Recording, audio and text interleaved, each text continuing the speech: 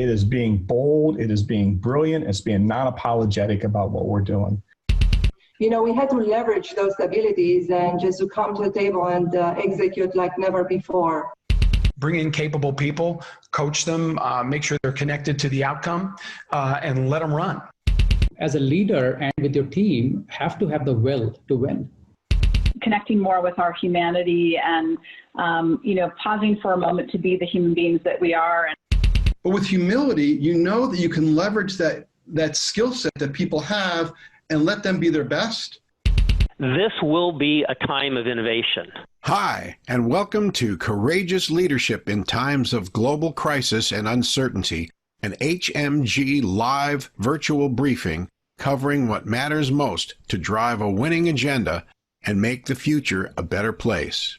A warm welcome to today's host, Lead Principal and CEO of HMG Strategy, Hunter Muller. Welcome to the 2020 Charlotte Virtual Summit. I'm Hunter Muller, Lead Principal of HMG Strategy. My team and I are delighted to be here with you today. I think an exciting agenda, reimagining the business and the future of work, what you need to know now, a brilliant agenda, and let's get on with it. Big thanks to our partners today.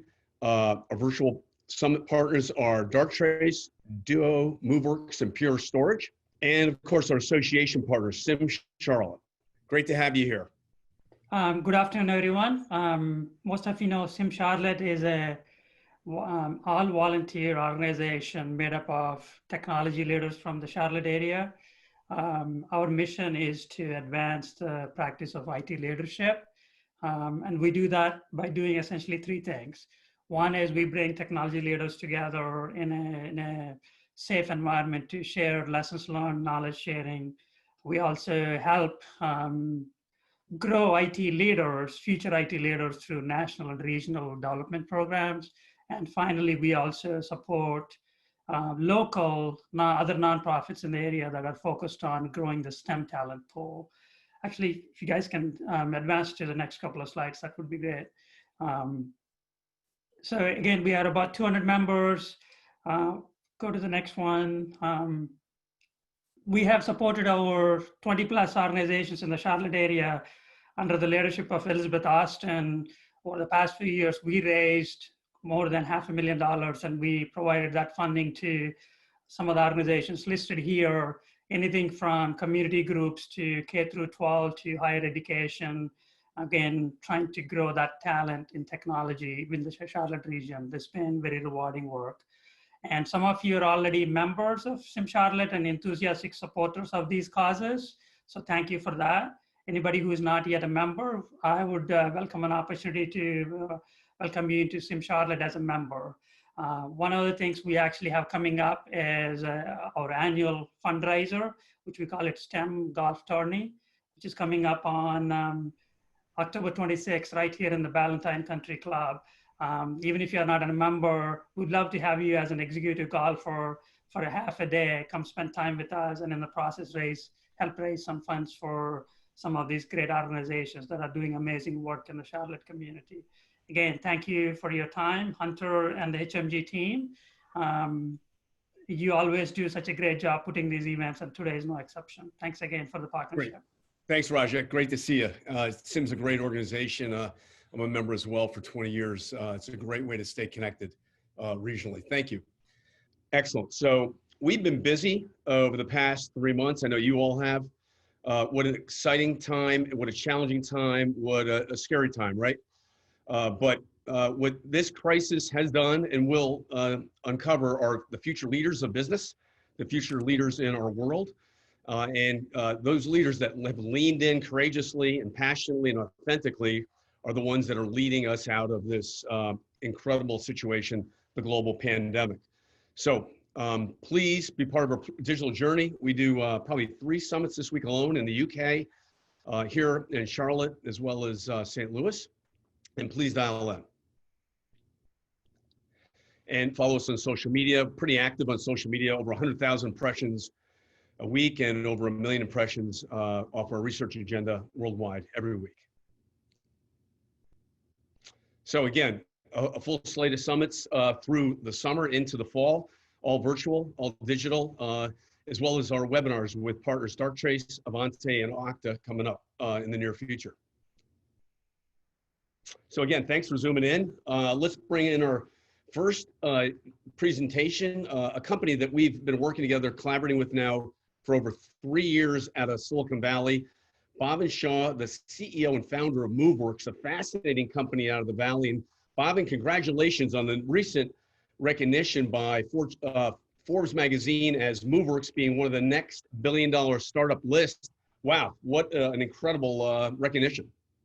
Thank you, Hunter. Thanks for having us today. Yeah, it's a pleasure. And you guys, you have such a unique company. You know, automation is so critical across the boards these days, but a lot of AI solutions just really don't measure up. So what's unique about Moveworks? And take us on a journey here for the next 10 minutes about what really matters when we look at AI in the enterprise, saving money and repurposing people and resources via AI.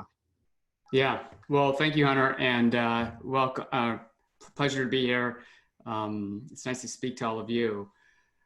You know, as Hunter pointed out, there's a lot of changes happening in our environments throughout the country, throughout the world. And it turns out that AI is actually having a big moment.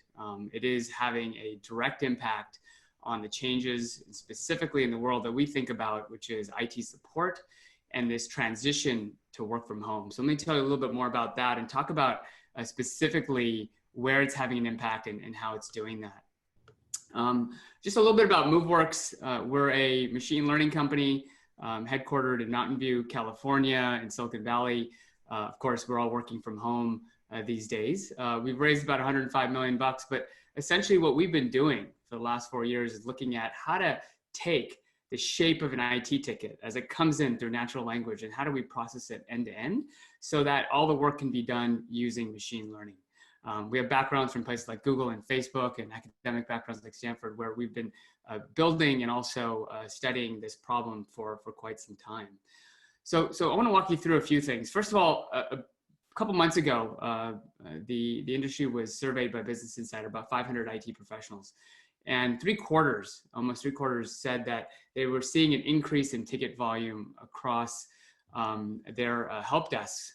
And we've been measuring that ourselves. We see the number sort of between 20 and 80% of ticket volume increase across our customer base of just employees needing more help, demanding more softwares, more hardware, et cetera. We also found that, you know, while the demand had increased, the tickets were getting resolved slower and slower. So not only did we have more work, but we weren't doing it as fast as we once were. And, you know, even before COVID and this, you know, work from home, what we saw was that IT tickets were taking on average 3 days to get resolved. This is about across incidents and requests. And it's because things are changing rapidly. Employees are requesting more applications, you're rolling out more systems, and also people are less familiar with these tools, and therefore they have more asks and more help. And so as a company, and as a company interested in using AI to help transform and to help accelerate IT, we looked at this problem and started with the assumption that, hey, this would be pretty straightforward. Use one of those libraries out there to understand the intent and the entity of every piece of text that comes in, every ticket, every email, every form, and you can solve this end to end. Well, it turns out that this is a much harder problem, and employees are writing to IT in a very natural way, which is intuitive to them. Not like how they would talk to a Alexa or Siri in a robotic way, but, you know, kind of conversational. And so what we looked at and what we partnered with a lot of enterprises like yours on was to help reframe the world of AI as it relates to solving IT tickets. And what you see on the screen here is a way to think about how to organize tickets in terms of language patterns. On the left, you have typical IT intents, and then across the top, IT entities. And there's a million entities in IT. And so it takes a very focused effort to understand every intent and entity pairing that exists to build machine learning models that can ultimately understand the types of sentences you see here on the screen and to be able to take the actions end to end completely autonomously. And so we've been working on this over time, and we've been tracking that success. And what we saw is today we're now resolving about 40% of all IT tickets completely autonomously. The rest still go to the agents, the rest still go to the IT help desk. But it's been able we've been able to do this because we're increasing our understanding by looking at more and more tickets across customers, across the industry, and learning from those and building very quickly the ability to take these things in and then act on them. Now, how is this all working as we now are working from home, and how is this having an impact?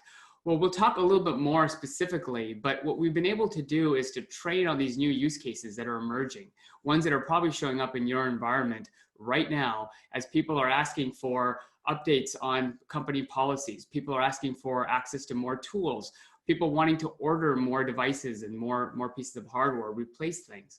All these things are starting to evolve, and it is a great use case to have AI and machine learning come in and be able to understand what your employees are asking and then be able to take action on that.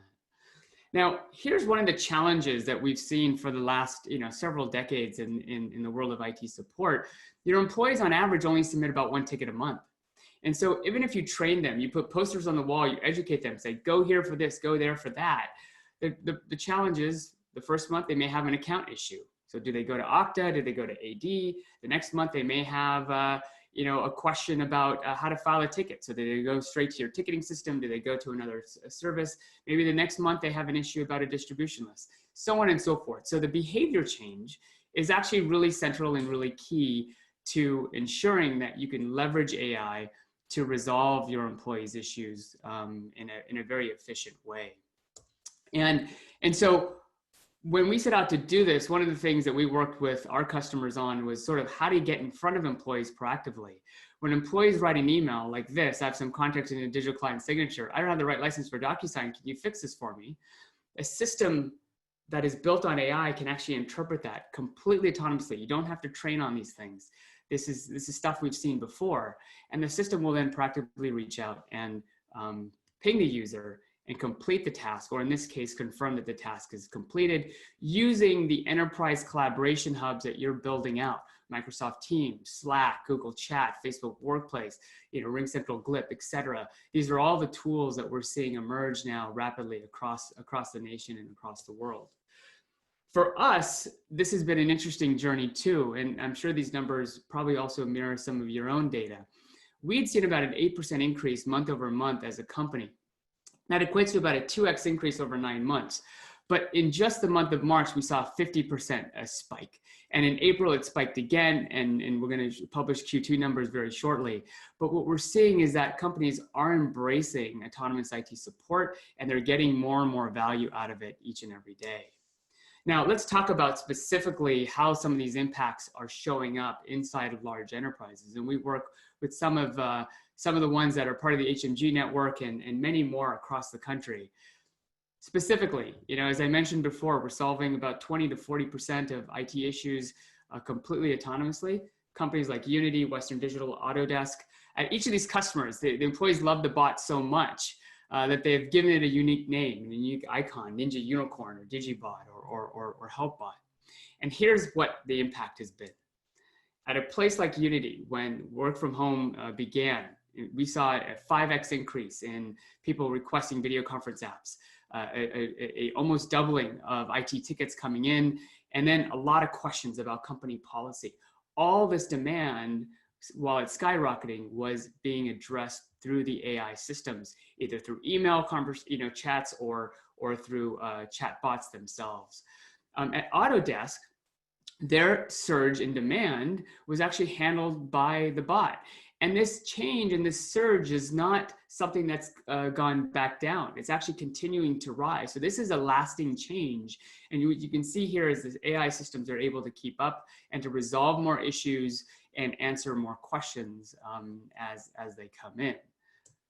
Lastly, let's talk about Western Digital. There are about 70,000 employees, and their change has also been lasting, but very interesting to see a couple of things.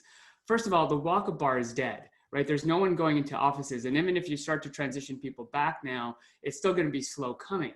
And so they saw, and the y-axis is percent change. So they saw almost a complete zeroing out of the walk-up bar. But then you think about email, self-service, and phone, and maybe those would be on the rise. Well, at Western Digital, those numbers have been relatively flat, if not slightly negative. And where has all that demand gone? Well, it's a zero-sum game. So it all went to the AI chatbot, which was very powerful because it was able to sort of meet the employees and give them the same high quality experience that they were looking for from a walk-up bar, but here directly through natural conversation. So this is something that, you know, we're seeing happen and evolve, but not just for a blip in time, but really in a sustained way that are going to be long lasting and impactful throughout our industry. So coming back to this slide again, you know, I think what we're seeing is many key needs that can be addressed through AI, you know, and things that in which you can communicate, you can broadcast, people can use the collaboration tools that they're checking thousands of times, you know, a day or a week in terms of working with their colleagues, all now being done here on their phones, on their tablets, on their laptops, and now interfacing with IT and getting sort of best-in-class IT support. So hopefully that's informative, giving you some sort of concrete examples and ideas of where to focus your time and energy. I think this transformation has been fascinating to watch and really critical as we all have the responsibility of supporting our teams in so many unique locations now that everyone is working from home or in different settings. So thank you all for your time. Hey, Bhavin, you've really blown me away on how you've grown and scaled your company, and you have some amazing referenceable clients in the Valley. What is the Moveworks difference, and why were you able to secure such amazing logos in the Valley and work with some of the top CIOs in our industry? Yeah, you know, we've been at this for now 4 years, and our approach from the get-go was to really think of this as an industry problem, not as an individual problem. There are thousands of getting started kits out there, and you know, build this yourself or do it yourself. And what it turns out is that machine learning needs a lot of data, and no one company has enough of that data. And so you have to build systems that are learning and that are training. And there's things that we do, collective learning, transferred learning, and meta learning across the industry to be able to provide day zero value impact, because we don't have time anymore. I think a lot of the assumption was going into this is that people would have droves of engineers and folks who could build bots, who can build these workflows and sort of design all this stuff. The truth of the matter is people don't even follow workflows when they're chatting with bots. They just kind of go all over the place. So you have to build and engineer a system that could handle this, not just for an individual use case, but across the industry. And if you can do that, and you do that at scale, you really start to have impact. And for us, word of mouth has been largely how we market. And you know, I think Hunter, you've heard it at various HMG physical events, that it's been a real you know, sort of highlight for a lot of IT leaders who've been trying to get AI, you know, really operationalized in their environment. Bhavin, great to have you on the program here today. And really, truly, it's innovation, but it's also cost cutting, right? Or cost savings too, right? That's right. That's right. Yeah, I think speeding up and improving employee support and experience, but also making IT more efficient. A lot of our customers are able to scale and grow their companies without having to add a lot more people to their help desk or to their IT teams, because the AI is itself getting better. And we're obviously, as a company, responsible with them of improving that. So thank you. Awesome job, Bhavin. Thanks for coming on the program today. Check out Moveworks, one of the HMG top picks. Definitely an amazing company on the rise, and definitely worth reaching out to them. Next up, Sheila Jordan. Sheila's the Chief Digital Technology Officer at Honeywell. Sheila, welcome to the program. Hi, Hunter. Hi. Hello, everyone. Hello, everyone from North Carolina, right? Yes, now Charlotte. Yes. Awesome. I'm great, transitioning. Great to see you and great to be with you. And wow, now I think back, we probably have been collaborating for over a decade now. I think so, yes. I was one of your founding members, I believe. In the Valley, that's right, Sheila. And thanks for being engaged today. So Sheila, let's talk about leadership, leading in a crisis, leading now. What's different today than just say 4 months ago?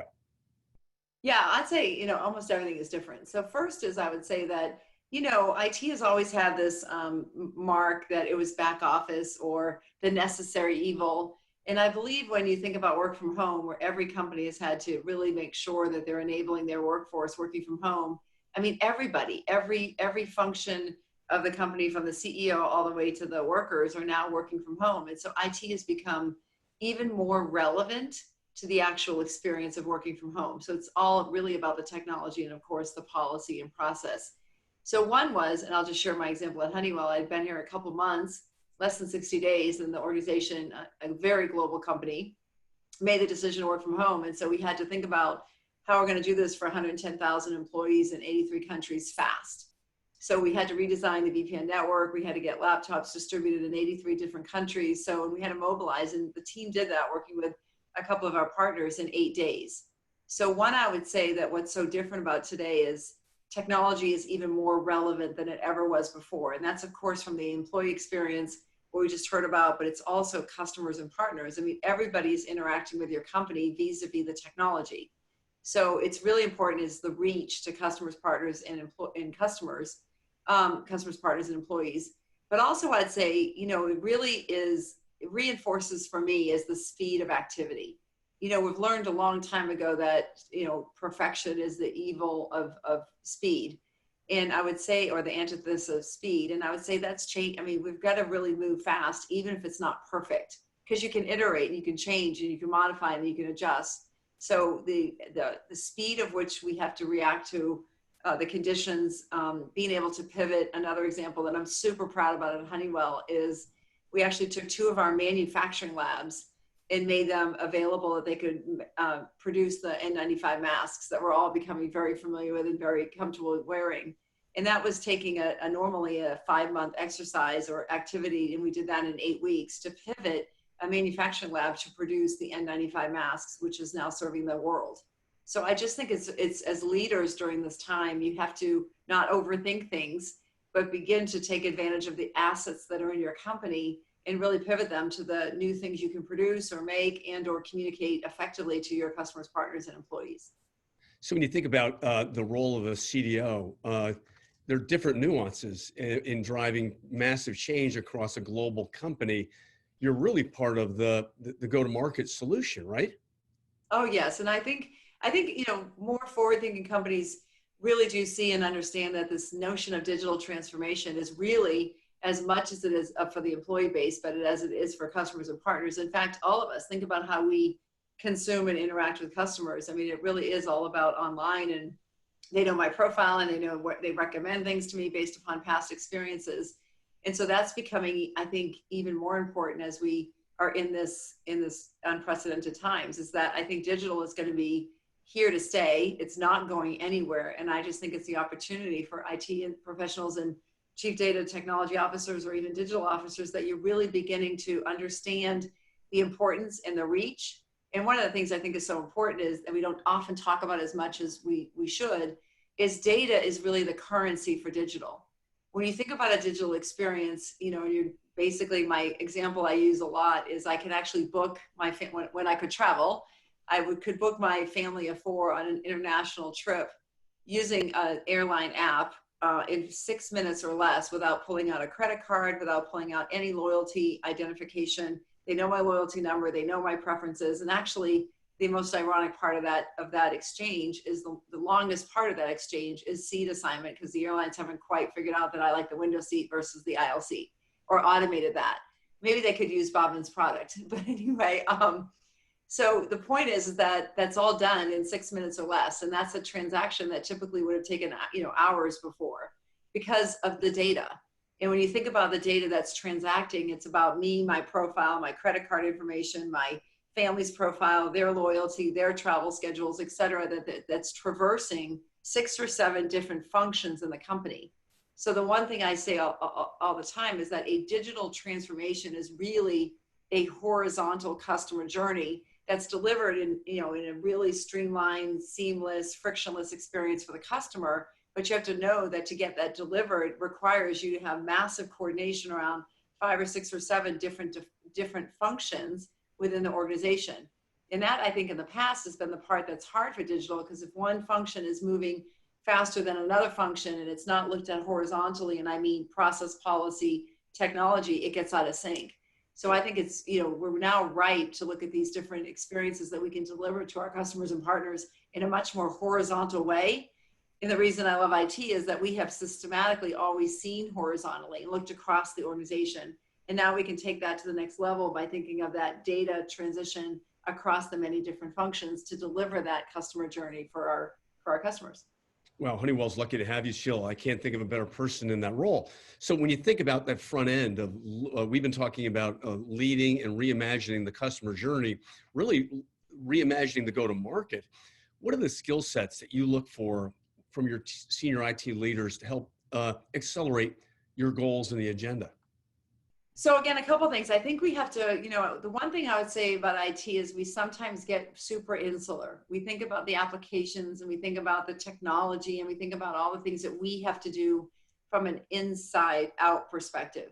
And I think digital gives us the opportunity to really change that and go outside in. I mean, really put yourselves in the customer and the partner's experience. How do you want to make sure that you're reducing the friction and really enabling a better, easier experience for our customers and partners? So one is put your head in the customer or partners. Go on the websites, go on the apps, go play with them, go see what the experience really is from a customer and partner perspective. So outside in has to be brought into the actual design and implementation of the work that IT is delivering. The other one I just talked about a lot, is you got to make sure that you're understanding how what data is critical during each part of that transaction, and how do we make that seamless and easy? You can't have any one part of it, slow you down. And you always design from what is the longest pole in the tent? What is the area that has policies or controls that are typically normal and great in a normal work when you're not doing a transaction in, minutes and seconds versus, a 30-minute exchange. So understanding where those policy rules are that slow the transaction down, I think is also really important. And then I'd say, again, I'd go back to the earlier point I made, speed and getting it as close to perfect as possible, having and identifying a subset of customers and partners that you can work with as your advisory board to test it and work with you, and have an availability to iterate on the fly. So the whole notion of DevOps, scrums, agile, all that is just like conducive to how we have to deliver these solutions. Hey, Sheila, just a minute on what this crisis has afforded you and let you do. People say, there's a saying, don't let a crisis go to waste. What have you been able to do in the past 3 months that you would not have been able to do it? Well, in addition to being able to really provide the whole work from home technology and capabilities to the 110,000 employees globally in 8 days. I mean, that was just a remarkable effort from my team and the partners that we worked with. We also supported the opening of these manufacturing sites in 5 weeks versus 8 months. So that was also really important.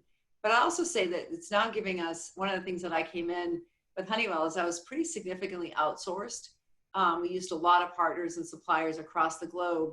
In my view, given our CEO, Darius, has a very, very aggressive digital transformation agenda. I mean, we have 10s, 20s, 30 programs where every function in the organization, whether it's a function, whether it's a business unit, all of our business units all have a digital agenda that we've been marching towards over the last couple of years.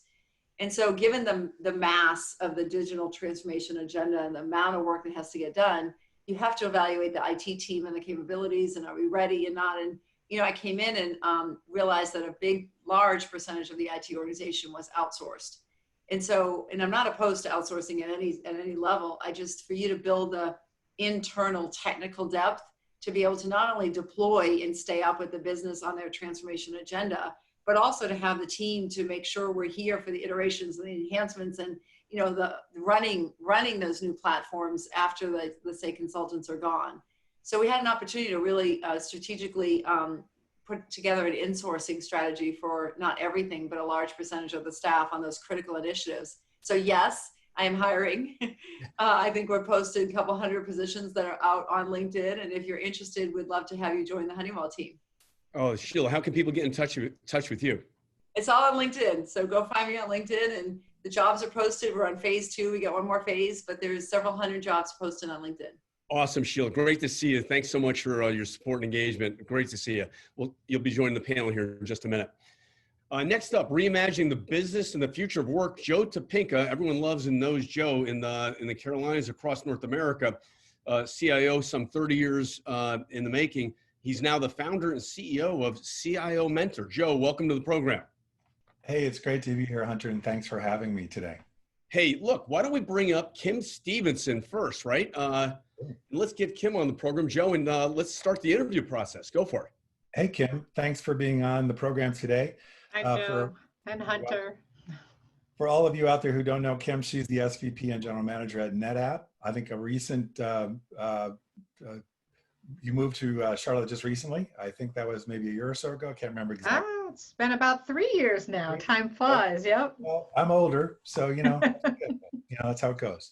Hey, let's keep the dialogue going from the conversation that Hunter and Sheila started. One of the questions that I think I'm real curious about from your perspective is, what leadership traits do you believe are needed to thrive in the environment that we're in right now?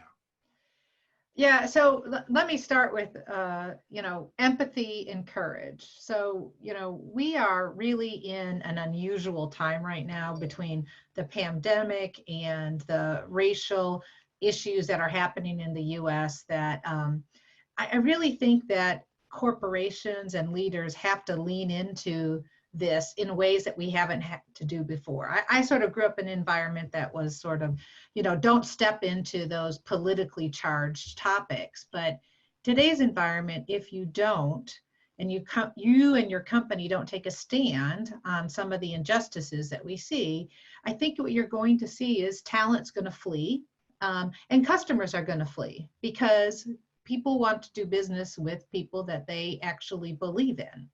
And we've seen that start with climate change, where the younger generation really has a strong view on, what you're doing to be environmentally and socially responsible. And this is sort of the next wave. And so I think there really has got to be a lot of empathy and courage to take on some of these really difficult and systemic issues that are societal based, not just inside your company. Then the other thing I would say, I just echo Sheila. I always say it's be a builder of velocity in your company. Speed and direction is the definition of velocity. And, we're going through so much as an economy, as companies, that we really have to set good direction for the company as the IT leaders, because it is about digital transformation. And then we got to be quick about it. And then the last thing is, I think it really is about building teams that can act, right? That are empowered and they can break through barriers. They can question all those norms that we have, right? And drive change throughout the company. And that's the beauty of IT, is that it's the one part of any company that can see all of the process execution that happens in the company. And therefore, the responsibility comes that you drive the changes needed so you can do things like, flip a manufacturing line, in 8 weeks to make N95 masks. Yeah, that's great. I think, kind of a follow-up question to that. I think, if you have advice for companies during this time, not to just survive, but to come out even stronger. And I know a lot of companies make investments. Some companies that make investments during difficult times like this actually come out stronger. What advice do you have for leaders on that? Yeah. In fact, Joe, we saw that happen in the financial crisis, in 2008 and 2009. And so those companies who acted fast really came out stronger. And I think the same will be true here. There will be winners and losers in every industry, and you're already starting to see that happen with bankruptcy filings and warnings to the SEC that they may not be viable entities going forward.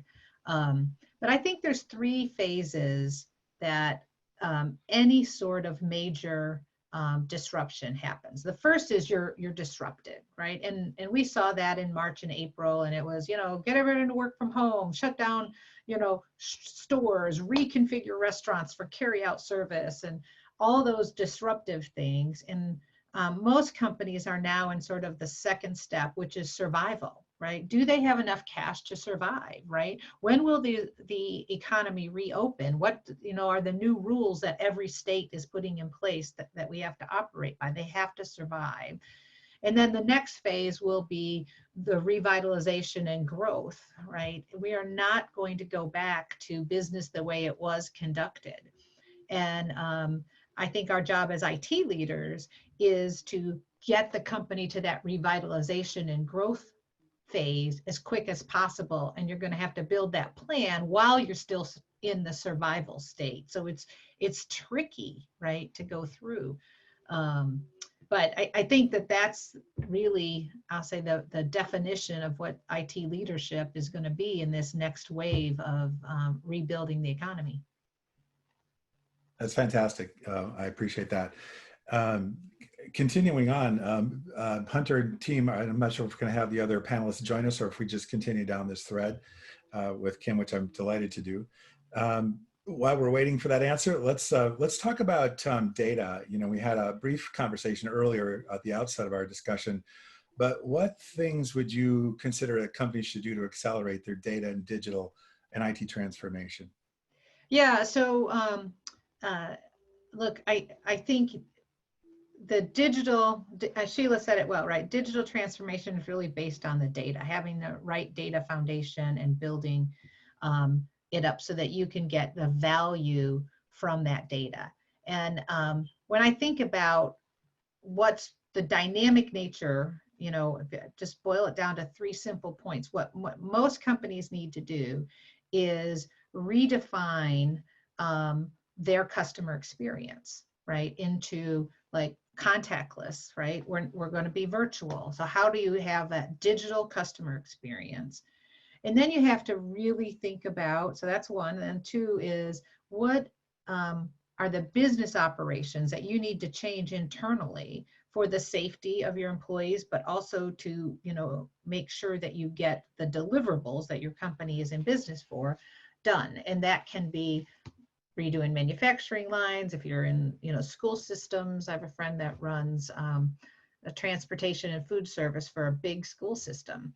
And they've done amazing things in very short amount of time, but had it not been a crisis, they would have never done them, right? And so now we have to think about our business operating at that speed with that level of automation when we're not in crisis, right? And those are great AI opportunities like Moveworks has talked about. And then the last part is, you know, how are your employees going to work and work safely in the environments? Is it, you know, will we maintain social distancing for, you know, inevitably, you know, for some indefinite period of time, or is it going to be a short-lived thing? How are you going to redefine the office space? You know, even things like I'm working on our return to office plans, right? And it's cafeterias and bathrooms and stairwells and elevators, and how do we continue to operate effectively but safely in those environments? And I think these are all things that technology can help us with without losing that all-important relationship aspect that we need. We need a great relationship with our employees. We need great relationships with customers and our suppliers. And, you know, so I just think that we're going to learn to operate quite differently, and having that data foundation that you can build on and then leverage, find the patterns, find the inconsistencies in your business will help you act more quickly, which will help you survive, get to the revitalization phase. So, Kim, brilliant. Joe, why don't we go over to Jack Hogan from Pure. Jack, just a little bit on Pure and what you're seeing out there.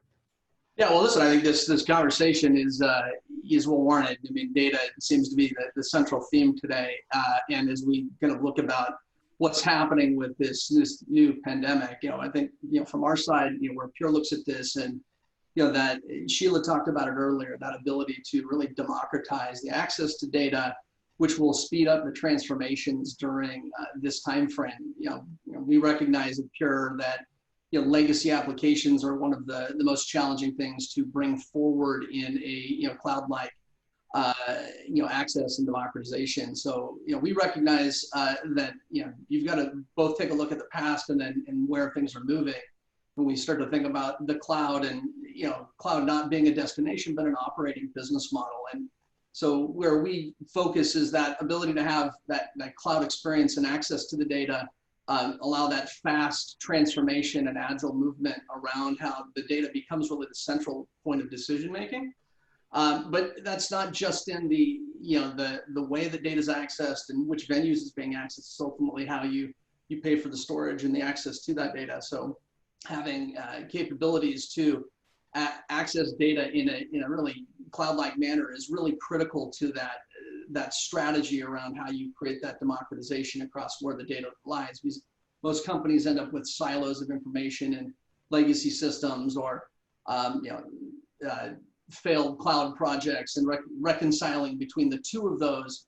You need to have a platform that allows you to create that access.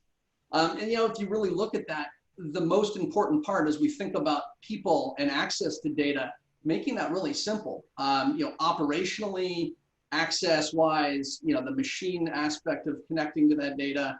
We heard Bhavin earlier talk about the information that these AI systems need access to. That's really a system that needs access to your data across all environments and all venues.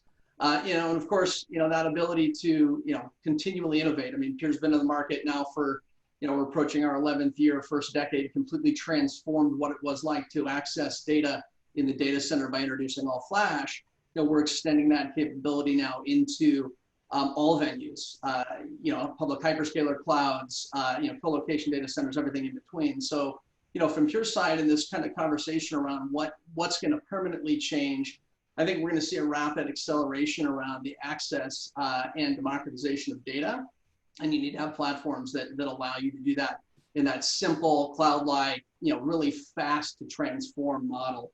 That's where we kind of see the changes going on today. That's great, Jack. I appreciate that. And, I think picking up on that, IT infrastructure has traditionally been a very capital intensive cycle of planning and reinvesting every few years or every 5 years. With cloud being, a viable alternative for many companies, what are you seeing in terms of how companies look to take advantage of those cloud offerings today? Yeah, a great question. I think when we start to look at the advantages of cloud, it is not always really that economic advantage is not usually the first thing that ultimately you achieve. You achieve really that agility and the speed to access of the data and operating in a cloud-like manner. And so we look at the access of systems that use APIs, cloud-like fashion, to operate systems, and eliminating a lot of the legacy capital-intensive, planning that happens. And Pure has our evergreen model that allows you to take the same data platform, never reinvest in having to buy data again, and allow that subscription to innovation to grow with your data as it grows, and our platforms improve over time. But I think you also talk about the economic aspect of that, being able to only pay for the data that you're creating, rather than having to lock up capital into long-term financial models that that cycle of every 3 to 6 years having to reinvest in the platforms.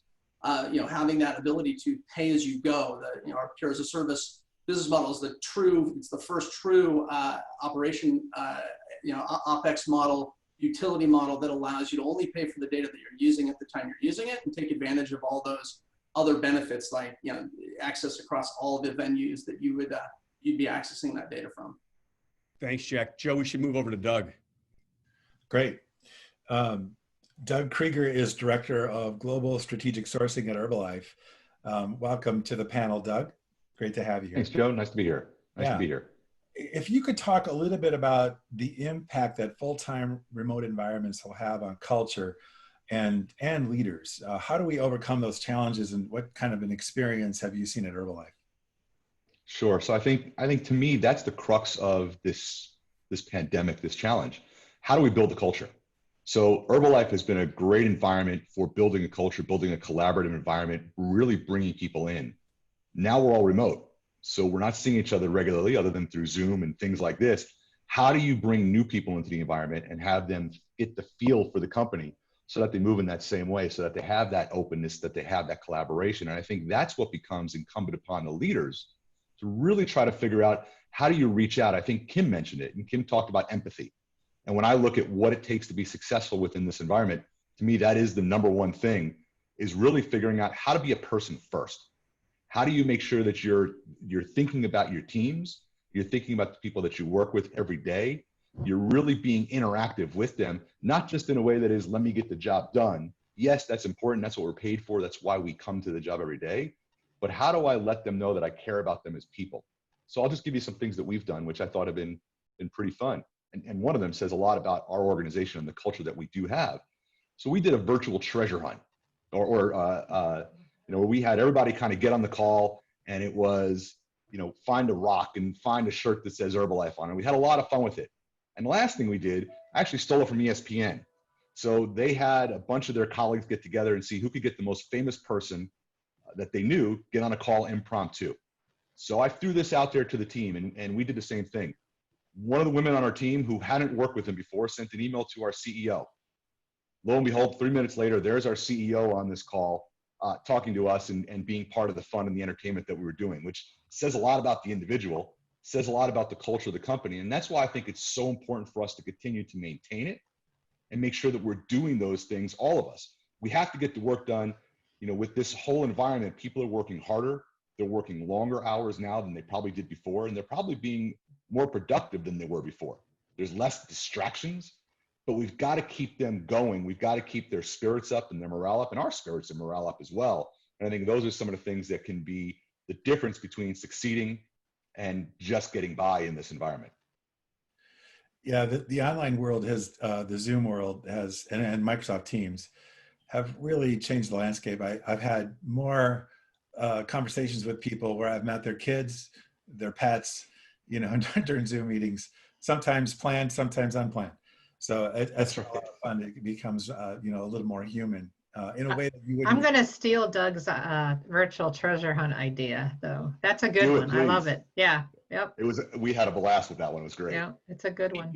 Joe, for Satish, this is really a time of potential innovation and acceleration. What are you doing differently at Allied to make that happen, Satish? What's the senior leadership asking of you? Hey, Hunter, how are you? Good. They're asking me, how does Zoom work?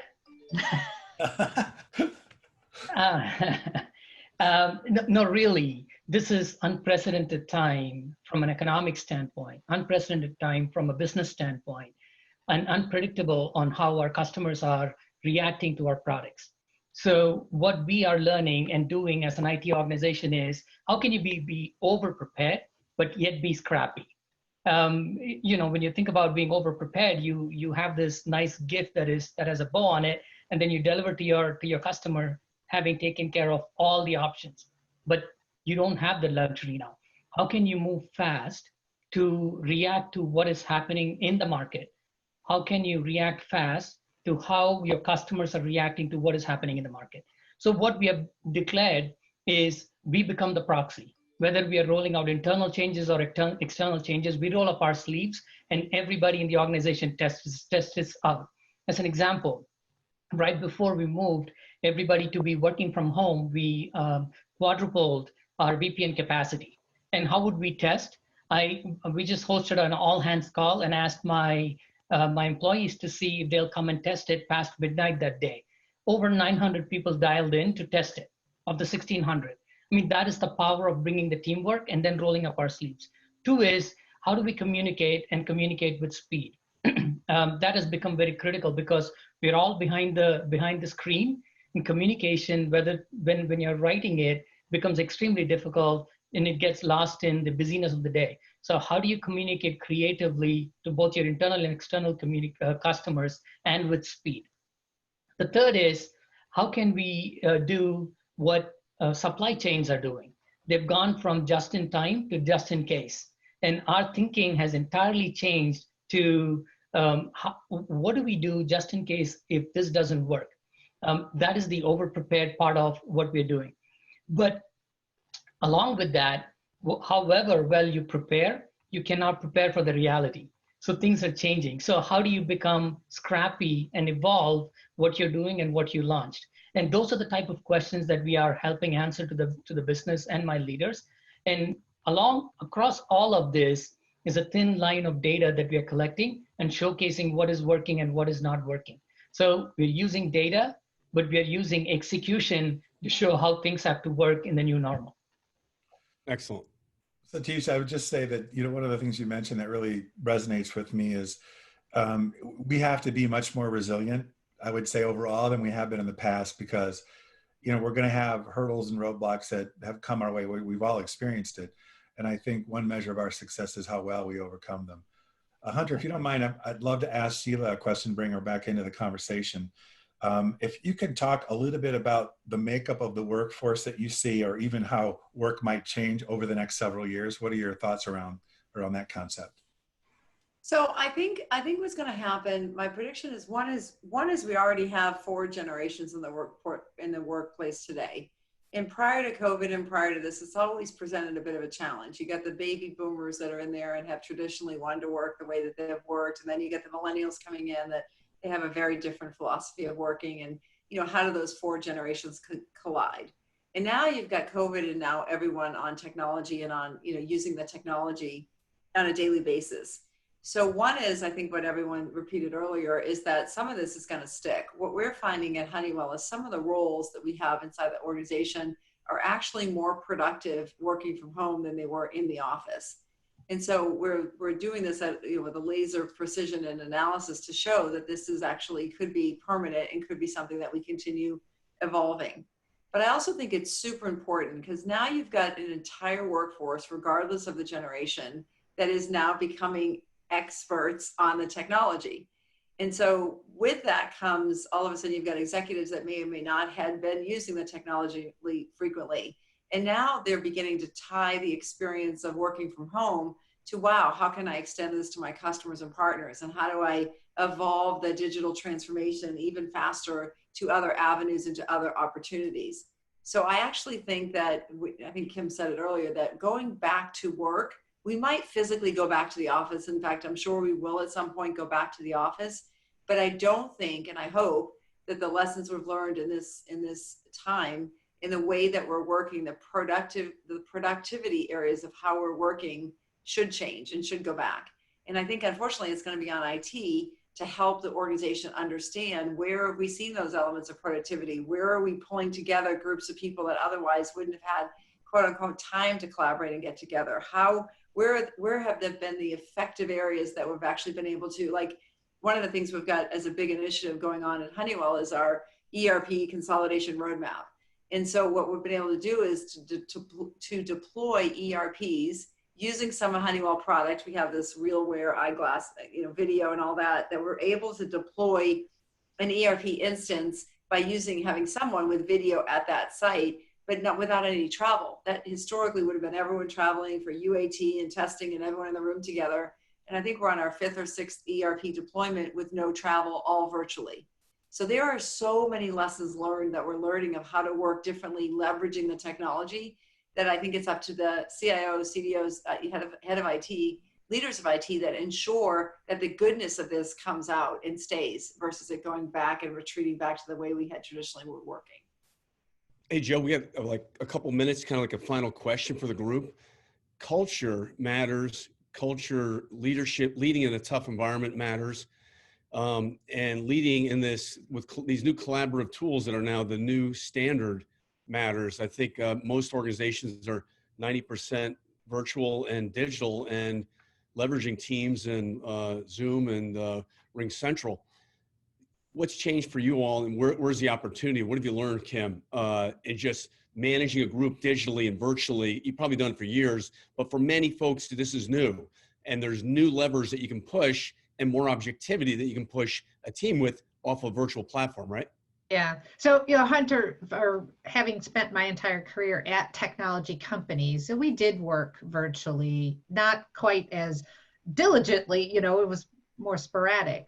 But I also sit on the boards of smaller companies, and that was, a very much in the office kind of culture. And my lesson is people are really resilient.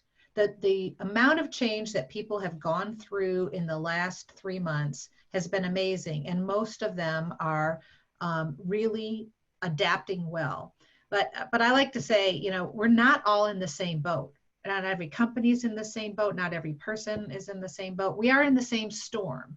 But some boats are yachts with big motors and powering right through, and other boats are little leaky dinghies. And so what I've learned is to really not be judgmental, that there are some people that are suffering greatly in this because it's a very stressful environment. Others think that this is the best thing that's ever happened to them. And so just know that we're in the same storm, we're not in the same boat. And that will help you be a better leader to navigate the waters as we go through this. Excellent. Jack, final comment? Yeah, well, listen, I think, the humanity aspect of being able to connect digitally now is really starting to come forth. I think we've now got an entire generation of people that have been trained to connect this way. And, we're seeing this play out really interestingly, both internally and externally, where we can recognize that we can see people's bedrooms, we can see people's housing, living circumstances, and create a much more personal connection with them, but while also achieving and getting work done. And so I think that ability to leverage technology to reach out and have that personal connection, but allow, things like, remote installs and touchless installations. I mean, those sort of things didn't exist before. People didn't have their home stresses, bleeding directly into their daily work, but also didn't have limitations around what they could do. And so, we've looked to introduce, digital touch points, reduce the human interaction, down to the point that, of course, when you've got, simple platforms to implement, that ability to leverage this connected technology to make people's lives easier and better, and do things that used to, in others are more challenging and require days of work in the field, now can be done this way. So I think that this is I think it's really improving the ability to speed to outcome for businesses, and we're seeing it as a net positive, and I think a lot of it is really going to stick in both business processes and interactions with customers. Excellent, Jack. Thanks so much for being here and your support. Doug, final word? Yeah, I think it's empowerment. I think empowering people to make decisions, empowering people through technology, through these type of platforms, and really being there to support them, letting them know that they have a shoulder to bend an ear to really have someone to listen to. And I think that's what's going to separate the strong leaders from the good leaders. Excellent, Doug. Thanks. Satish, a good time to be an IT leader? Fantastic time. For those of us that complain that technology never gets the limelight for all things that we deliver, now is the time, right? You're centrally in the spotlight. For me, to answer your question would be, how do we create the connection despite the technology?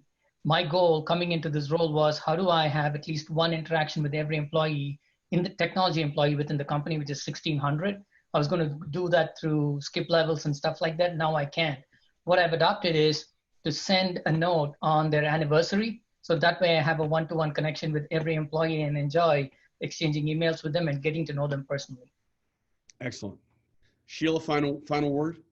So to me, it's all about video. I studied this quite extensively at Cisco when I was with collaboration. And, I wanted to tie this back to culture. Culture works, especially in today's world. And I do agree with Kim's, this is a really, really trying time for a lot of people. And the only way to really stand up the culture is to make sure that you're embedding a culture of trust.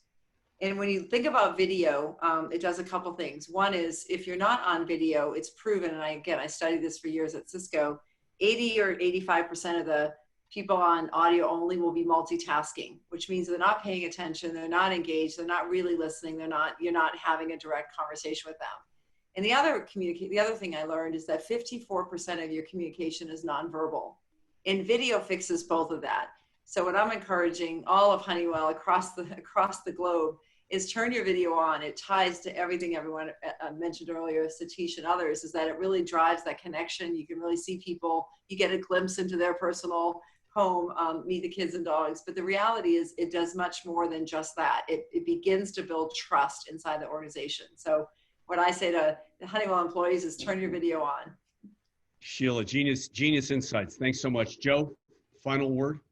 It's fascinating to be an observer, now that I'm retired and still doing a little consulting, but, I think there's some real interesting challenges ahead with companies deploying contact tracing applications and all the privacy and security issues surrounding that. I think it's going to be an period. And I think, Hunter, that might be a good topic for another session where we talk about the implications of some of the proposed contact tracing applications that companies are considering.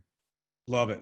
Joe, thanks so much for your help on this panel. Kim, great to see you. Thank you so much for engagement. Sheila, great to see you. Satish, thanks. Jack and Doug, really appreciate your engagement. Please, if you can, stay with us. We're on to our next panel. Next up, our industry search executive update. One of the hallmarks and keystones of HMG strategy. My good friend and longtime supporter, Shaukat Ali Bahamani, will be leading the session. Shaukat's the VP and CIO and CDO of the Schaeffler Group. Thanks, Shaukat. Great to see you. One of the best facilitators that we've ever come across on stage. Let's see how you pull us off here digitally. Oh, thank you. Thank you so much, Hunter. Thank you. And we also have John online. Hey there. Perfect, John. Welcome. So thank you so much, Hunter. Again, good afternoon, everybody. Again, we all heard it's a very unusual time, a special situation. And our IT executives in that current situation may also be looking for some special advice, some special guidance. So we are very fortunate to have a very experienced panel with us, executive search partners who have so many years of experience in different situations, and they are the right people to guide us, all of our IT executives on call today, to see how do they look at their future, their career in the current circumstances. So again, welcome our panel here, starting with Tony Lang from Diversified Search. Then we have John Murdoch from Executive Search Partners, and we have Mark Polanski from Confed. Okay, good afternoon, you all. Okay. Good afternoon.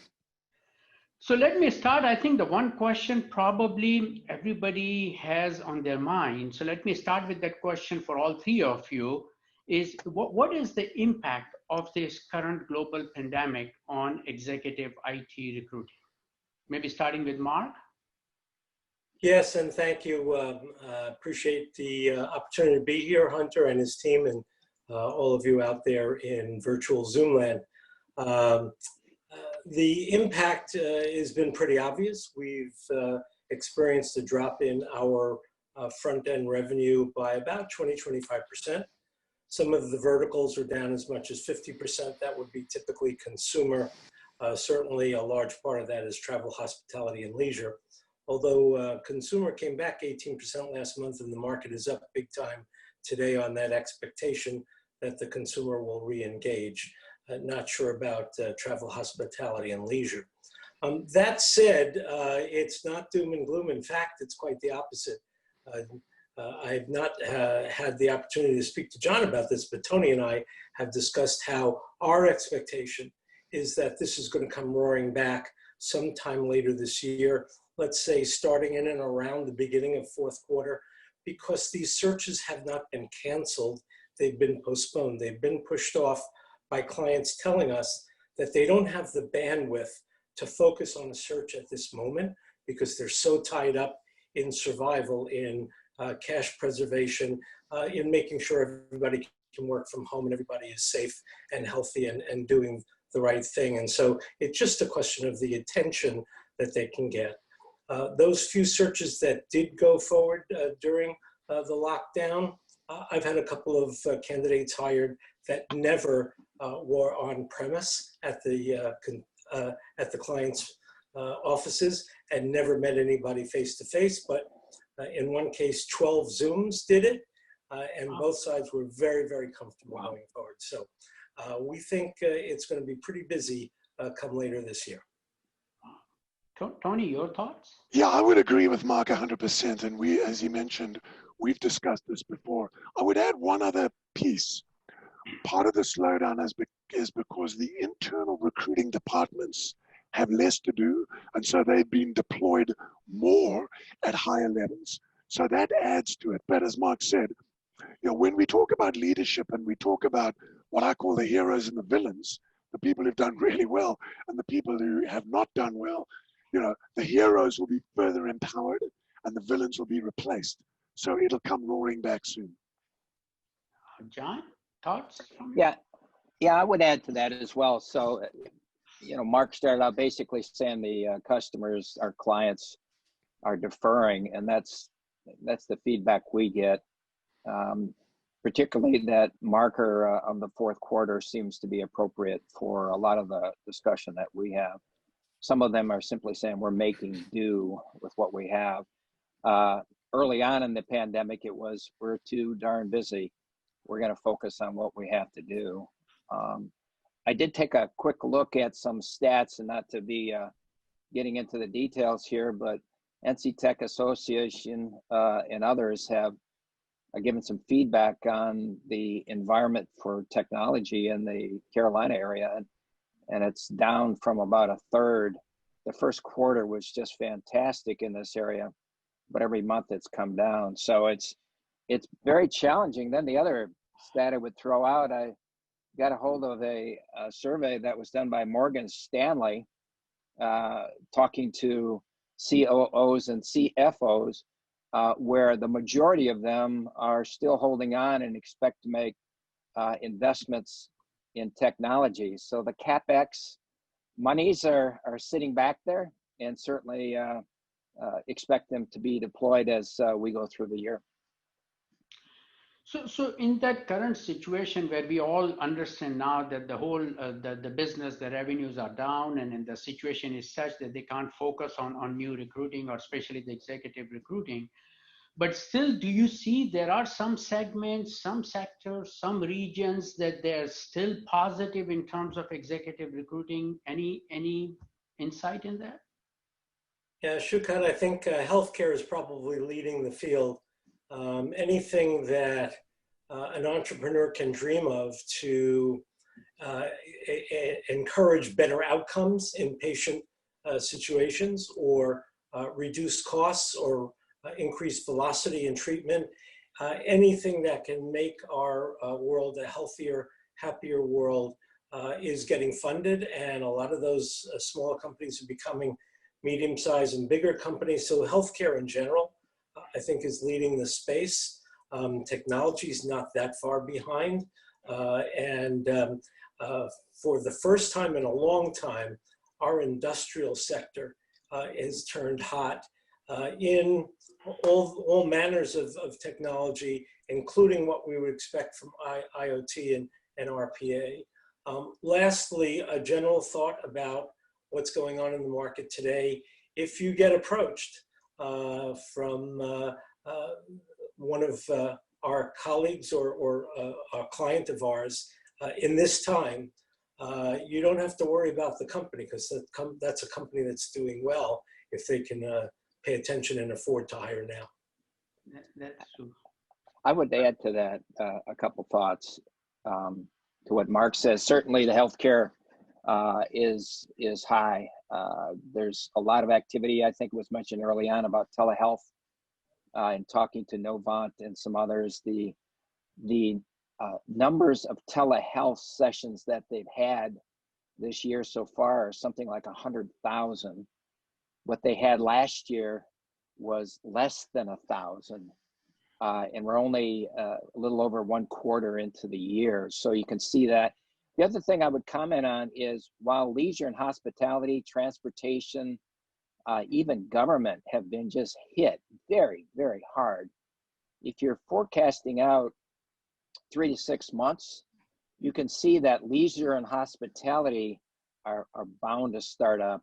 Evidence of what's taking place in Las Vegas, and certainly here on the shores of the Atlantic in South Carolina and so forth. So there's a lot of focus on that, and transportation utilities are just waiting. And last point, automotive, while it has just been terribly depressed, and my partner evidenced that the last call, they're going back to work. They're making, Ford F-150s and others, and you're going to see that arena come back hot as the year goes along too. So some positivity with respect to forecasting here. And Sukhan, let me add, I agree completely with what Mark and John have said. Let me add this. I think that we all need to be sensitive to the social trends, and Kim mentioned this. We've had COVID, we've had sort of Amy Cooper, George, and then the riots and everything.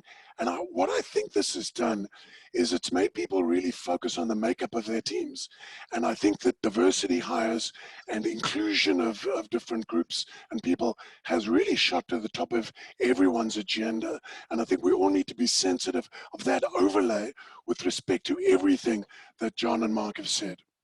I think that those are great points. Absolutely right about that. So in that situation, now let's say we talk about now post-COVID-19 environment. What do you think the business executives now will be looking something different in IT executives than what they would have looked before COVID-19 situation? Well, let me start on this point. I think, we all look at what happened. And there's really three big things that, everybody's focusing on. Kind of what is our corporate strategy and transformation? What is our tech strategy? And what is our people strategy? So previously, the IT executive was focused just on IT stuff. But everything is sped up. IT was frankly the rescuer of many organizations, the hero, and the voice of IT leadership is now magnified dramatically. So really what people are looking for is, how were you positioned? What did you do? How did you execute? How did you communicate? What were the, let's call it the hard skills around making tough decisions, doing tough things, but then what are the kind of the soft skills that went around that? I've got a word that I use, with respect to that, which is called kind of adaptive resilience, which you need to be resilient, but you need to be adaptive in and around that. So imagine a flame. If you were unadaptive, the flame got blown out. If you're too adaptive, this almost didn't impact you. But if you were adaptively resilient, you probably did all the right kind of things. You had your coherent long-term strategy, short-term fixes, but the soft side of that came through. You were empathetic, you listened, you were vulnerable, you asked for help. Nobody knows how to solve this problem because we were never in it before. Had you built the following? Had you built the credibility? Were you authentic in solving these problems? It's okay to ask for help and empower and trust the outcomes. And then you had to have some strategic patience in my mind as well, because you needed to do things, but you needed to plant seeds, water seeds, and then harvest at the right time.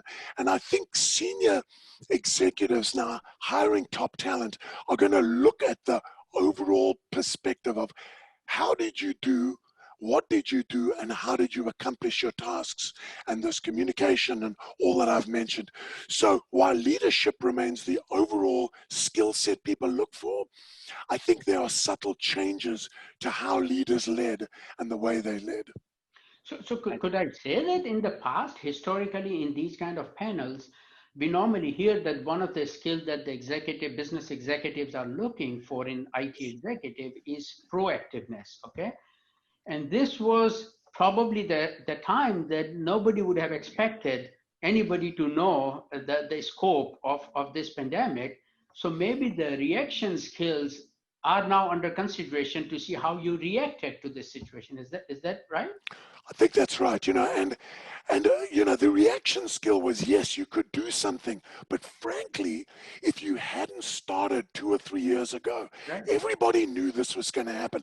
The time frame just got massively compressed, and you probably needed to start 2, 3, 4, 5 years ago on this journey. And if you had, then you were able to react more efficiently. But frankly, if you were caught swimming naked, you're probably out of a job. That's a good point. So let me ask another situation. So now putting yourself on a CIO situation, and I'm sure CIO has demonstrated or acquired some special skills in this unfortunate situation. So the question, maybe Mark or John could help me to see how they could leverage the skills that they have acquired or demonstrated in this unfortunate situation. How could they leverage either to grow within their current organization or look for opportunity outside?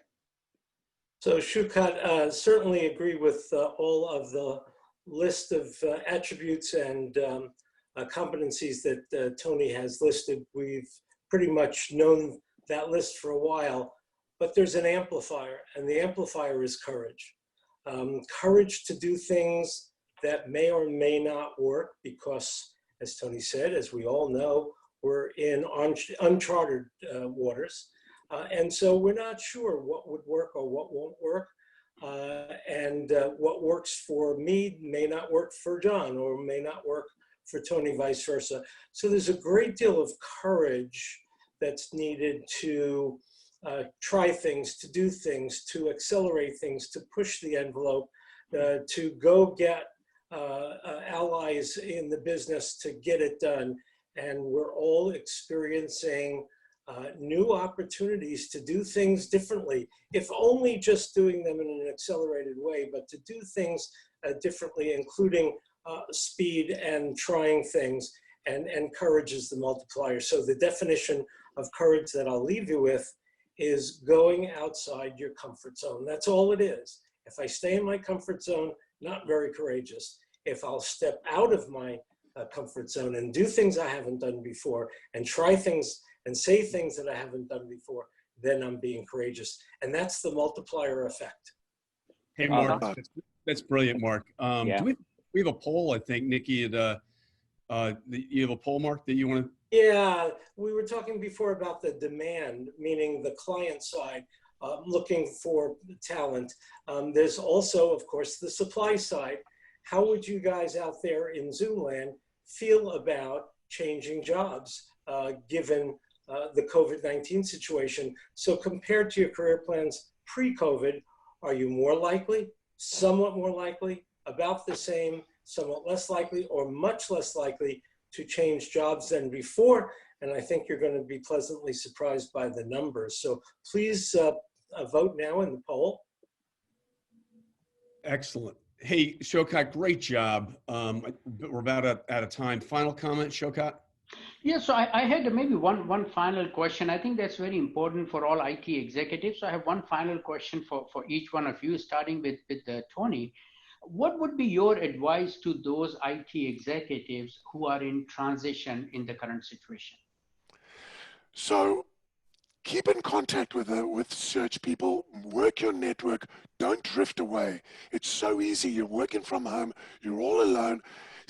Join these kind of conferences, be involved on an online setup, and then get a list of companies you'd love to work for and find a way to network in the short term. Because as I mentioned, the internal recruiting departments are doing work there. Sheila just said she's posting a bunch of stuff on LinkedIn.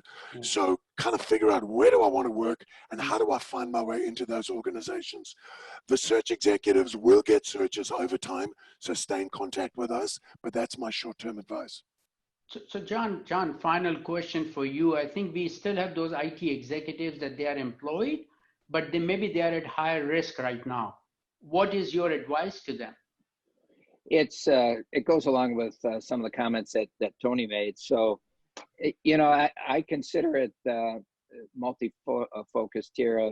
Certainly taking a look at your professional development activities. You're more efficient at this point. Although at the start you were working significant hours, you probably still are, but you need to carve out a piece on your own professional development, as well as taking a look at the accomplishments that you've had and who you've worked with in the organization, and make sure those relationships are firm.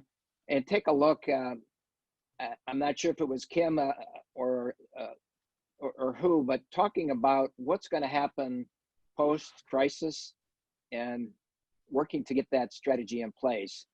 Certainly update your career documents. Take a look at your personal brand. Engaging in your network is important.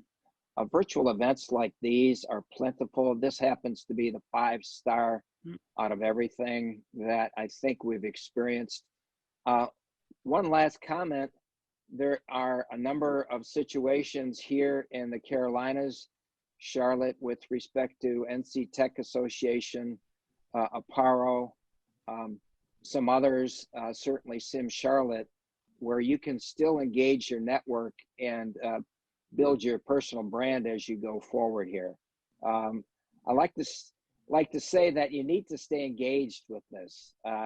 If you're in a situation that you're not satisfied with, you think it could be better, then you got to put on your sales hat and focus on selling your product and your services. I think, as Tony mentioned it, identifying who your prospects are, what companies you want to pursue, who's in your network that you want to talk to, and start working that funnel and make sure that you are able to come out of this anticipating a change that may not be what you focused on today. Thank you, John. And Mark, maybe for you, those IT executives, they're employed, but they're just looking for opportunities. What would be your advice to them right now? Shrikant, I'm going to give the same advice to active lookers, passive lookers, and non-lookers. And it bounces off some of the things that John and Tony both said, and that is get your resume in great shape. Get your physical resume as well as your electronic resume, principally LinkedIn, in great shape, because you never know when the right call is going to come. And lastly, be very, very careful about what you post, what you like, and what you comment on. It's all trackable, and most, and possibly all my clients do pretty exhaustive searches online to understand what you think and what you say and what you like and what you don't like. So make sure that you are putting yourself out there in as polished and professional way as you can. Lastly, Nikki, could we see the results of that last poll?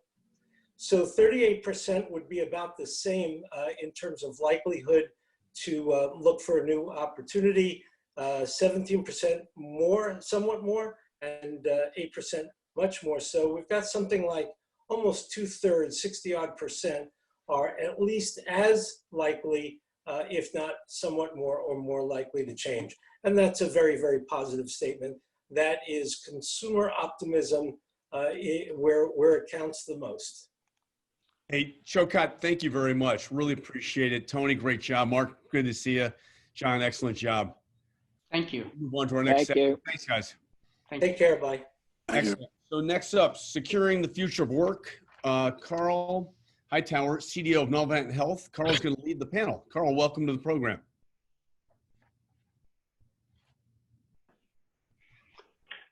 Thank you, Hunter. Really appreciate being here. I have a fantastic panel of people here to answer about how are we coping with COVID-19 and all of the challenges that it's brought around securing that future of work with people not being necessarily in the office and starting to look at the work from anywhere environment. What we're really looking at is how do we secure it? What are the challenges going to be? And how are we adapting around the security role and that leadership role that it brings? So first, let me start with Eric Wild. He's CISO of Penske Automotive Group. He's been there for quite a while. He's grown up through the ranks, and he's building out a world-class CISO and security department. So Eric, how do you feel that your role has changed now, given that you are within the automobile industry and also starting to look at the new dynamic of that work environment? Yeah, thanks, Carl. First and foremost, great group of speakers here. It's I really appreciate you guys inviting me to this. It's a lot of great information. As I look at the changing dynamics, I think it was great what Sheila said that, we got to talk about the speed to pivot. And then Kim kind of later on said, we're not going to be back to doing business as usual. And as security leaders, I think we've got to acknowledge that is really true. That business as we used to do it is not what we're going to be doing tomorrow, which means we have one of three choices, right? The business is about to go on a drive, and we have a choice. Number one, we could stay at home. We could let the business go where it's going to go anyways, the decisions be made, and then we're reactive. That we come back, we come back with controls, try to bolt it on, kind of hearkening back to what security used to be. A lot of people said it was the Department of No, not very agile. It was very inflexible to what's going on. Number two, take the back seat. That we're there at the table, we're going along for the ride, kind of we're understanding the direction, the map, where we're going, and we're offering little suggestions along the way that depending on the direction that we can build kind of controls in here, it's still somewhat reactive, but we're along having the conversations with key executives as the business morphs. And number three, the one that I prefer would be that we're sitting in the passenger seat. Now, the analogy of a car, right, there's typically two seats, unless we go back to some older cars where, you know, it's kind of a race of how many people can we put in the front seat. Not safe anymore, but for the thought here, you know, let's think there's multiple seats in the front seat, and we need to be running along the way, along the team, helping the business become what it is going to become tomorrow. It's going to happen regardless if we're there or not, but why not as security leaders kind of adapt to different SaaS-based applications, moving our controls, getting away from being kind of security being confined within four walls and moving towards identity-centric, cloud-centric, understanding real-time security and building that as an intrinsic value into the components of where the business is going, so that instead of trying to be that retroactive bolt-on where it's not really going to fit, it's kind of kludgy in the way it plays out, you know, we're a key contributor, and at some point bringing technology to the forefront, right? You know, I think you hear a lot of great CIOs speak about the technical innovations, and a lot of that can help come from the security group as well. There are some great, if you look at, you know, just looking at my team as part of the overall IT team, some of the best tinkerers, ideas, some of the most in touch people with where the business is going comes from the security team, and they have a lot to add to being able to, again, build in that intrinsic security into the solutions that we create. No, thanks. That's great, Eric. Christine Quain is CISO of Avid Exchange, and Christine has held many roles up through audit, the privacy, all the way to that leading of fintech, security, and technology. Christine, how do you feel that things are going now with your role?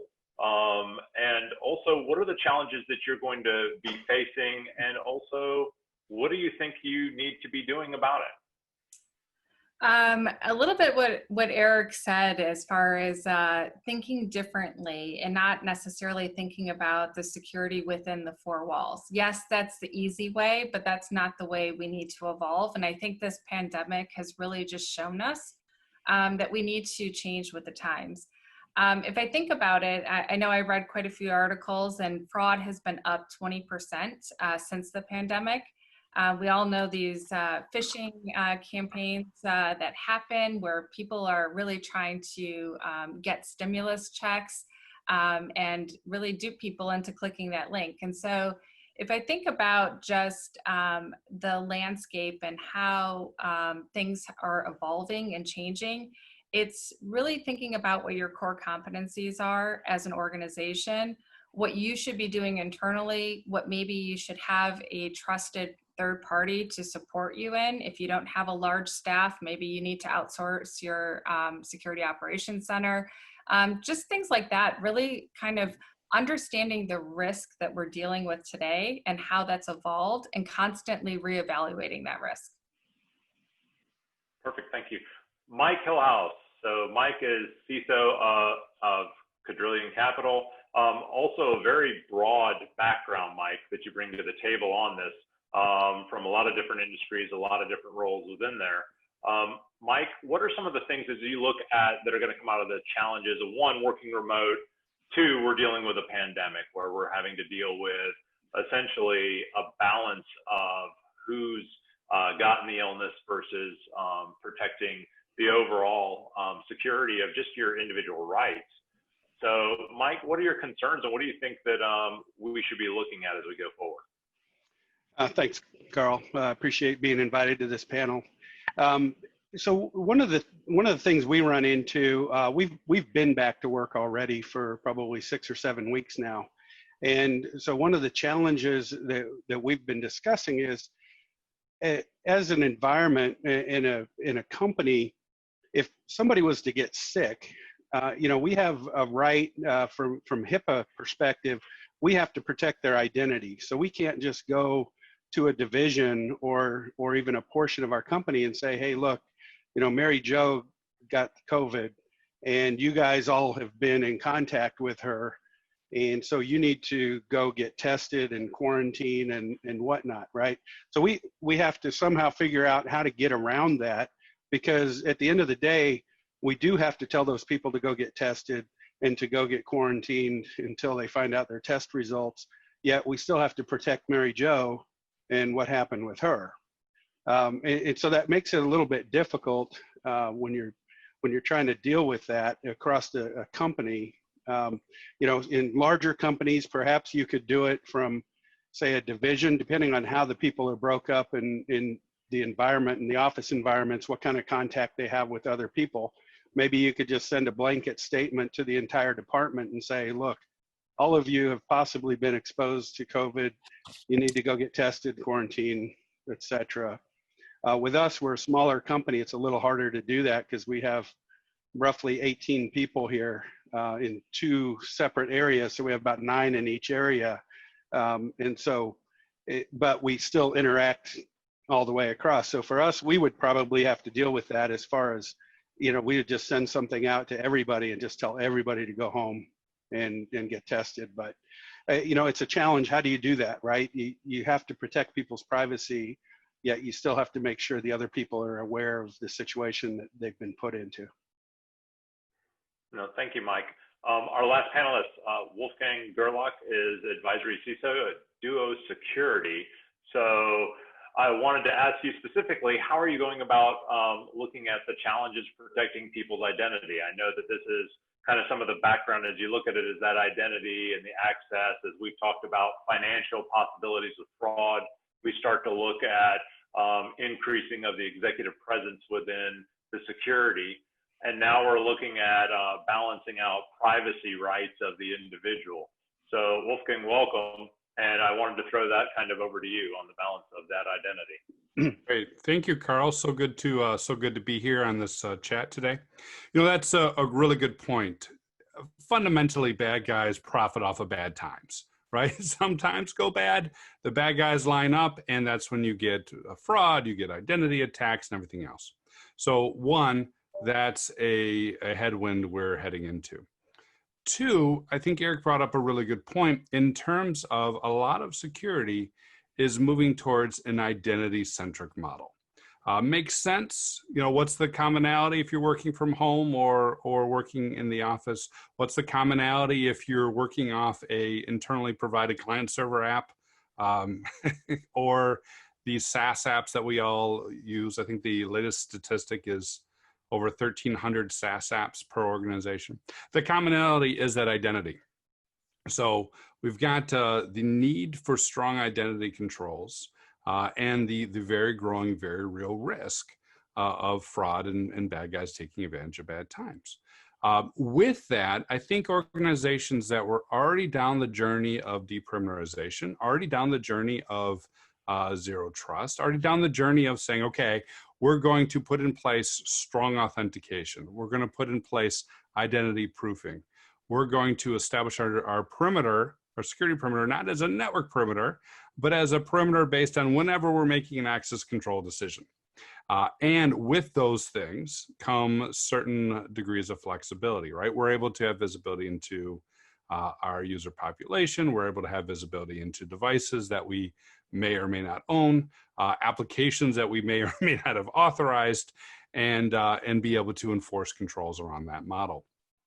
So I think some organizations, of course, were already on that journey, and we've seen when this massive shift to work from home happened that they were well poised to adjust.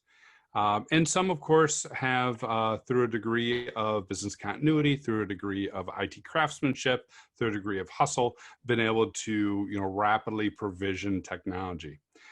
Fundamentally, though, I think moving forward, we need to keep an eye on protecting that identity. And again, those are things like strong authentication, multi-factor, step up, contextual and conditional access policies.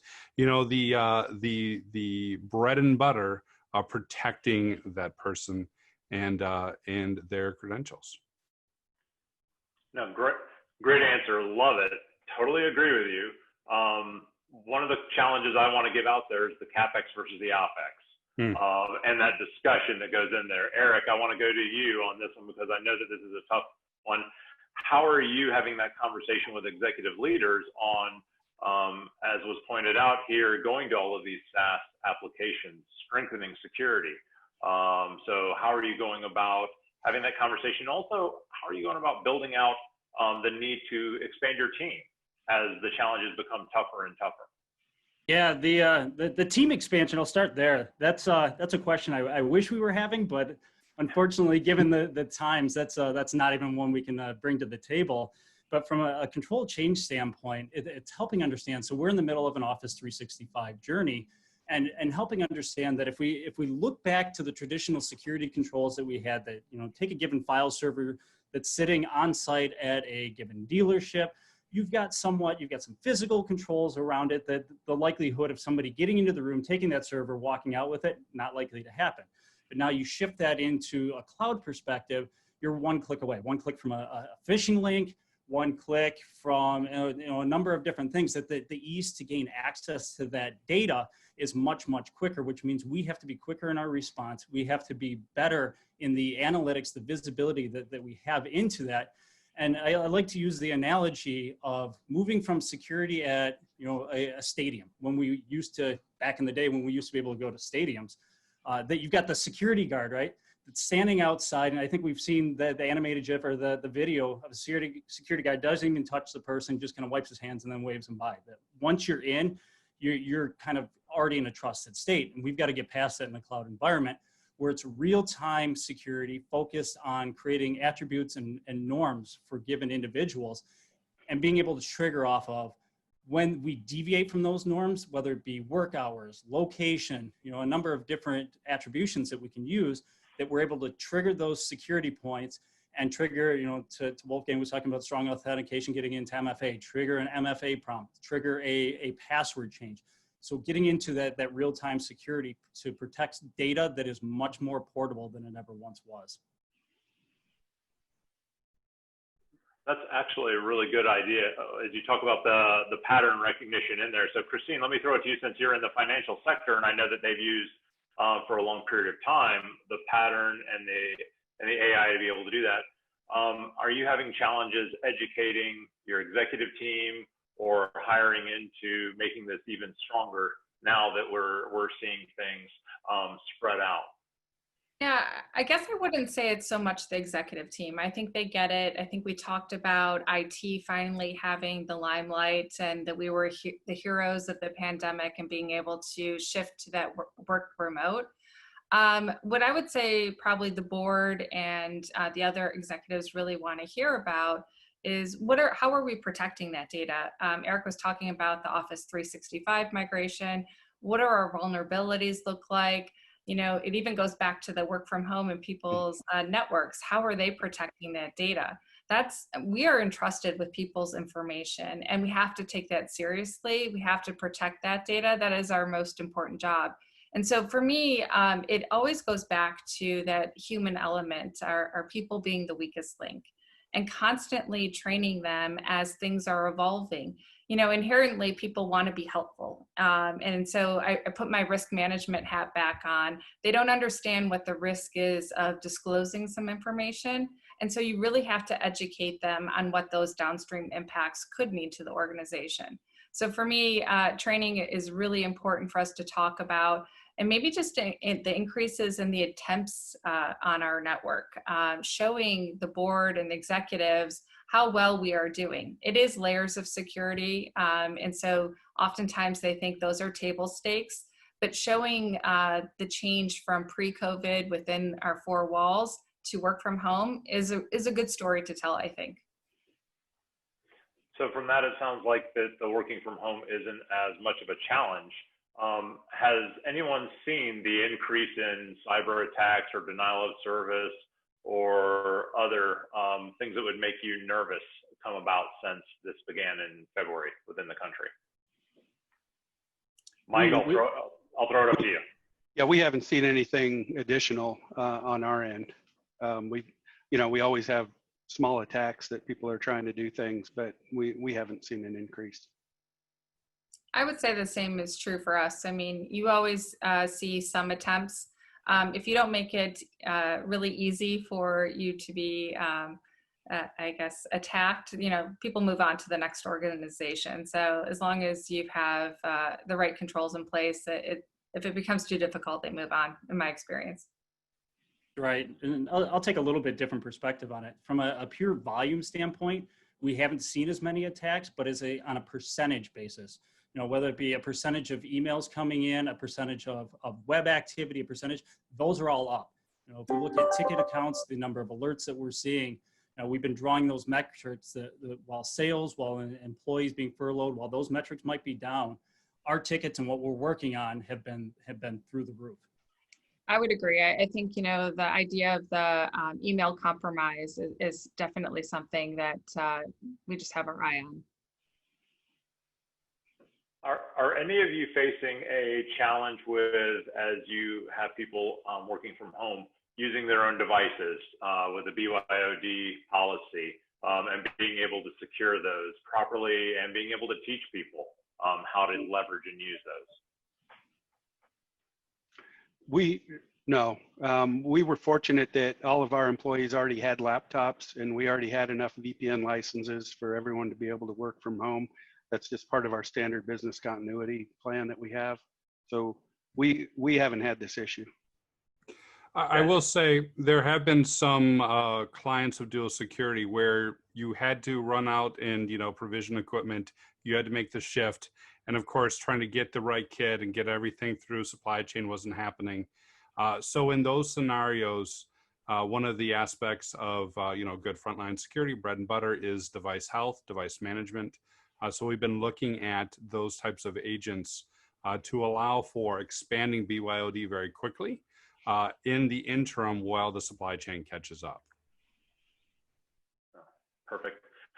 So I guess we're the only ones who had desktops that we had to kind of account for then. All right, so that's fine. A little bit different world when you have physicians and you have to start either provisioning laptops at the speed of light or figure out how to remotely connect all of those things in.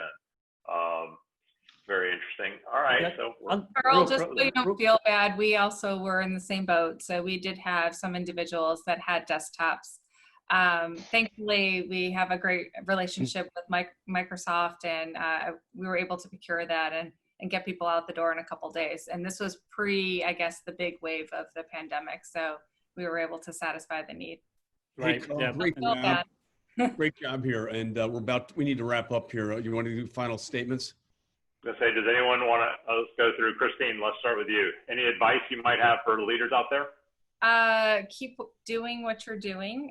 Keep asking for those dollars. Keep showing the metrics and tell the story that allows the organization to really understand the importance of security. Eric?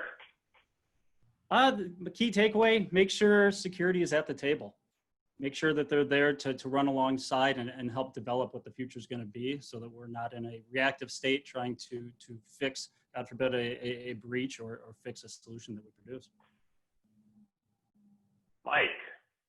Yeah, keep up with the training, modify your training, make sure you keep it current, but definitely stay on top of the training. Wolfgang, we'll wrap up with you. I like what Mike said about investing in your people. I would also say that, the future-proofing way of IT and IT security is flexibility. So always look for controls, especially as we're addressing the situation, that are incredibly flexible and can fit a variety of different future use cases. Because certainly no one in January could have predicted where we are today in June. And likewise, I think it's very difficult to predict where we're going to be in December. Hey, Carl, thanks so much. Christina, great to see you. Thank you. Wolfgang, great job. Mike and Eric, awesome. Hey, the rest of the panelists that are still on the program, if you can turn your video on, it'd be great for you to come back to the main program here. Big thanks. I got to tell you, when we pivoted 90 days ago to a virtual summit model, we created this 1.5 hour format. We thought it would work. And right out of the park, 12 days later at the Summit of America, 500 people, 400 in person, went to 400 that signed up and 300 that showed up. The timing and the cadence and the flow seems to work, I think, brilliantly and seamlessly. Interested in any feedback or builds, but I'm going to be really open with you. In Charlotte, this is our best summit ever in 5 years and being there. A big thanks and shout out to Charlotte Sim, Raja, John, and Deirdre. You're doing a great job. Love the partnership. Another amazing summit. Thought leadership, brilliant, peer-driven, non-analyst insights. Truly world-class insights shared by the speakers, panelists, and moderators. So really a big thanks. And thanks to our partners, Moveworks, Duo, Darktrace, and Pure Storage. We couldn't do it without you. Jack, thanks so much for being here.